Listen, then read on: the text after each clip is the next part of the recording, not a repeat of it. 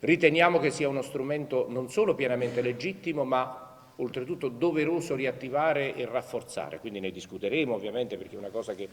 va fatta con che è la Slovenia. Mantenere e rilanciare le riammissioni in Slovenia dei migranti sulla rotta balcanica, così il ministro degli interni Matteo Piantedosi al termine della riunione del Comitato per la sicurezza in prefettura. C'è già una riattivazione adesso perché infatti ci sono anche dei numeri crescenti di nuove richieste che abbiamo fatto, ancora una percentuale a nostro modo di vedere non ancora del tutto soddisfacente di accoglimenti da parte della Slovenia. Riteniamo che sia uno strumento perfettamente in linea con quelle che sono le normative europee ed internazionali. Una presenza, su invito del nuovo prefetto Signoriello, che l'esponente del governo Meloni, accompagnato dal ministro Luca Ciriani, ha inteso come dimostrazione della grande attenzione di Roma per i problemi di Trieste e della regione. Un tema, quello dell'arrivo dei migranti, che ha visto numeri quasi quintuplicati negli ultimi 3 mesi dell'anno scorso e che secondo il ministro va affrontato con umanità e fermezza. Non c'è nessun motivo per cui uno strumento che viene applicato a parti invertite bilaterali anche su altri contesti come il confine con la Francia, il confine con l'Austria, non debba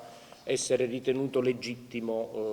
con la Slovenia. Quindi ne abbiamo parlato sia per quello che riguarda il rafforzamento dei controlli, ci sono già delle proficue iniziative di pattugliamento congiunto che condividiamo con soddisfazione con la Slovenia, che intendiamo mantenere, rafforzare e rilanciare. Se del caso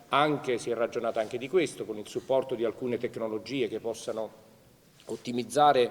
l'impiego delle risorse umane rispetto al lungo tratto di confine. Tra gli altri temi affrontati in conferenza stampa dal Ministro, il provvedimento di prevenzione sulle trasferte dei tifosi di Roma e Napoli per i prossimi 2 mesi e il fenomeno sempre più diffuso delle aggressioni al personale sanitario, con alcuni casi recenti registrati anche a Trieste in regione. Questo è un tema che non è solo friulano, del Friuli Venezia Giulia, non è solo di Udine, lo stiamo registrando un po' anche in altri contesti, stiamo facendo già anche per esempio nella città, nella capitale, nella città di Roma, dei ragionamenti su alcuni poli ospedalieri particolarmente intensamente frequentati e quindi un rafforzamento dei presidi di polizia che già ci sono.